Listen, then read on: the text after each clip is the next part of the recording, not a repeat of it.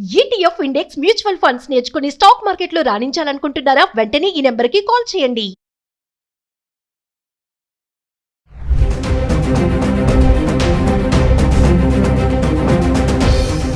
నమస్తే, welcome back to Suman TV. Present మనతో పాటు ఉన్నారు డాక్టర్ రామ్మోహన్ గారు. నమస్తే సార్. రామ్మోహన్ గారు, మనం కొన్ని వీడియోలో మాట్లాడుకున్నాం సీనియర్ సిటిజన్స్ అంటే వృద్ధాప్యంలో మళ్ళీ పెళ్లిళ్ళు చేసుకుంటున్నారు. ఈ మధ్య కాలంలో మనం తరచుగా చూస్తున్నాం. అంటే ఇటు భార్య చనిపోయినా అటు భర్త చనిపోయినా చాలా విషయాలు మాట్లాడారు మీరు. నా క్వశ్చన్ ఏంటంటే, ఈరోజు మళ్ళీ పునర్వివాహం చేసుకోవడానికి ఛాలెంజెస్ ఏమన్నా ఎదురవుతాయా? ఎలాంటి ఛాలెంజెస్ ఎదురవుతాయి అసలు? ఇది మా వ్యక్తిగత నిర్ణయమే అని అంటే మీరేం చెప్తారు? ఆ ప్రశ్న నన్ను అడిగితే నేనైతే కానీ నాకు అలా ఛాలెంజెస్ ఉండవండి. నాకు ఎందుకంటే నాకు ఎవరు పిల్లలు లేరు, ఎవరు లేరు కాబట్టి అయినా కానీ చెప్తాను. ఎందుకంటే చాలా మంది నాతో ఇంటరాక్ట్ అవుతూ ఉంటారు కాబట్టి మా ఇలాంటి ఉన్న వాళ్ళు, నేను ఆ విషయంలో అయితే ఇది మంచి టాపిక్ అండి ఇది. ఎందుకంటే చాలా మంది ఎదుర్కొంటున్నారు, ఛాలెంజెస్ ఎదుర్కొంటున్నారు అనమాట. ముఖ్యంగా ఏంటంటే పిల్లల నుంచి కొద్దిగా రెసిస్టెన్స్ వస్తుందండి ఈ విషయంలో. పిల్లల నుంచి ఇరువైపు పిల్లల నుంచి రెసిస్టెన్స్ వస్తుంది ఇప్పుడు ఈ వయసులో. ఎందుకు దాంట్లో ఏంటి కారణం అంటే, అక్కడ ఆస్తి గురించే వస్తుంది. ఎక్కడ మా ఆస్తికి ఆమె వస్తుందో ఆయన వస్తాడో అనే దాంట్లోనే ఆలోచిస్తున్నారు. కానీ మా తల్లి గాని మా తండ్రి గాని కోరుకుంటున్నారు, హ్యాపీగా ఉంటారు కదా. మేము ఎలాగూ పట్టించుకునే పరిస్థితులు లేము, మా ఫ్యామిలీ అవన్నీ ఉన్నాయి. వాళ్ళకి ఒక తోడు ఉంటే వాళ్ళు కూడా హ్యాపీగా ఉంటారు, ఈ శేష జీవితం గడిపేస్తారు అనేది ఆలోచనలో చాలా మంది ఇప్పుడు వస్తున్నారు. కానీ చాలా మందికి మాత్రం ఆలోచన ఉన్నారు. కొంతమంది ఉన్నారండి, కొంతమంది ఉన్నారు. మా పిల్లల్ని చూసుకోవచ్చు కదా, ఈ వయసులో మళ్ళీ పెళ్లి ఎందుకు, తోడు అవసరమా, మళ్ళీ ఎందుకు అనేవాళ్ళు. కానీ అలాంటి వాళ్ళు మార్చుకోవాలండి ఎదురుక. అలాంటి వాళ్ళు పిల్లల్ని కొద్దిగా ఎంకరేజ్ చేస్తూ ఉంటే వాళ్ళు కూడా హ్యాపీగానే ఉంటుంది. వాళ్ళు హ్యాపీగా ఉండొచ్చు. వాళ్ళ మదర్ గురించి దూరంగా ఉండే వాళ్ళు ఫాదర్ గురించి ఆలోచించకుండా వాళ్ళు కూడా హ్యాపీగా ఉండొచ్చు.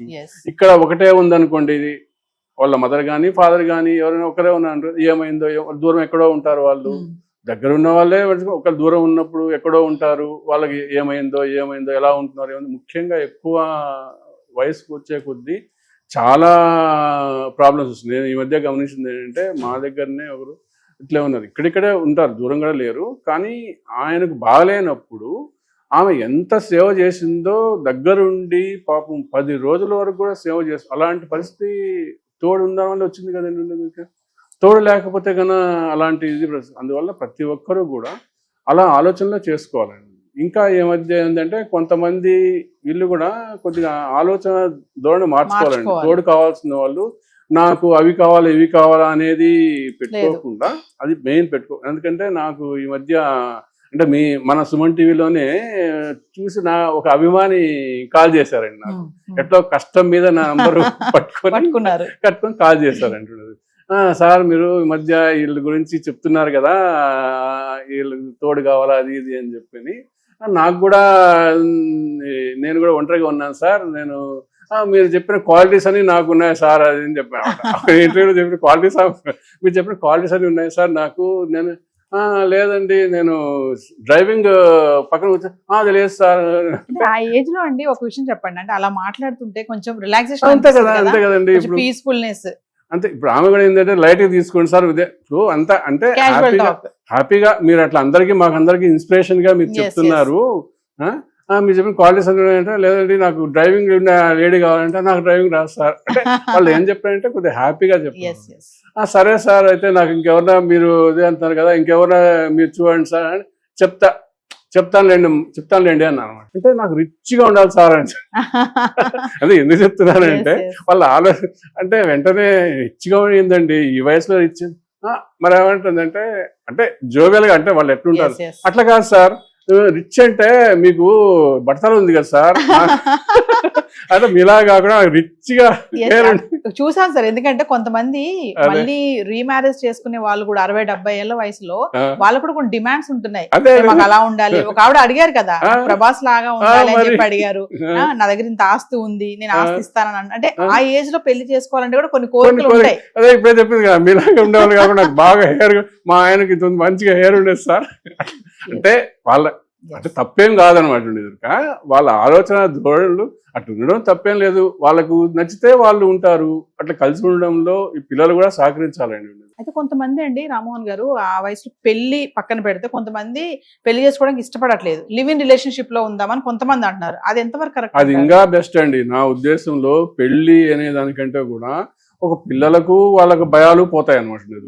ఆ భయాలు మా తండ్రికి ఏమవుతుందో, మా తల్లి నా ఆశ విక్కుట అట అని లేకుండా, ఇప్పుడు తల్లులు కూడా బాగా ఆస్తి సంపాదించుంటున్నారు, తండ్రులే కాదు. అందుకని ఎక్కడ ఆస్తి పోతుందో అని వాళ్ళ పిల్లలకి భయం లేకుండా లివింగ్ రిలేషన్ ఉన్నారనుకోండి, హ్యాపీగా ఉండొచ్చు. దాంతో ఏం లేదు. ఒక తోడు కావాలా, బయటికి పోవాలన్నా కానీ, ఒక షికార్లకు సినిమాలకు పోవాలన్నా కానీ, ఏదైనా టూర్స్ వెళ్ళాలన్నా కానీ కలిసి వెళ్ళొచ్చు, ఉండొచ్చు. అంటే కేవలము పెళ్లి చేయకపోవడానికి కారణం డబ్బే అంటారా? అంటే ఆస్తి పోతది అదే కారణమా? మోస్ట్ ఆఫ్ ది రీజన్ ఇదే అండి. నాకు గమనించిన దాంట్లో వాళ్ళకు ఒప్పుకోకపోవడానికి కారణం ఏంటంటే, మోస్ట్ ఆఫ్ ది పర్సన్స్ ఇదే దాంట్లో ఉంటారు అనుకో. ఎందుకంటే దాంట్లో తప్పేం లేదు కదా, అటప్పుడు పెళ్లి చేసుకోవచ్చు, ఉండొచ్చు కదా అనేటప్పుడు ఇది రీజన్. ఇంకొకటి గమనించింది ఏంటంటే, పెళ్లి చేసుకోవడానికి కారణం ఏంటంటే పెన్షన్ ఉంటారు. మెయిన్ పెన్షనర్స్ ఉంటారు కదా. అంటే పెన్షనర్స్ లో పెళ్లి చేసుకుంటే వాళ్ళకి రాకపోవచ్చు, ఎందుకంటే వాళ్ళు ఆల్రెడీ ఇది ఉన్నదంతా చేసినట్టు. అదే భార్యకు కూడా ఒకవేళ పెన్షన్ ఉంటే ఆమెకు పోవచ్చు. నువ్వు పెళ్లి చేసుకుంటే వాళ్ళకి పెన్షన్ ఇవ్వరు. అదొక రీజన్ కూడా ఉంటుంది. సో ఫైనల్ ఒక విషయం చెప్పండి, ఈ 60-70 ఏళ్ల వయసులో తోడు కోసం మేము పెళ్లి చేసుకోవడం అనేది మా వ్యక్తిగత నిర్ణయం అని అంటే దానికి మీరు ఎస్ అంటారా, నో అంటారా? ఎస్ అంటారండి. వ్యక్తిగత నిర్ణయమే అది. ఎవరికి భయపడాల్సిన పని లేదు. వీళ్ళేమి మైనర్స్ కాదు, సూపర్ మేజర్స్. కాబట్టి కూతురు అడ్మిషన్ చెప్పినా గానీ వాళ్ళకి సది చెప్పండి, వాళ్ళు కూడా చేసుకోండి. అది కంప్లీట్ గా మీ వ్యక్తిగత నిర్ణయమే. మీరు హ్యాపీగా ముందుకెళ్ళండి, హ్యాపీగా ఉండండి. అదే నేను కోరుకునేదండి అందరికి కూడా. Thank you sir.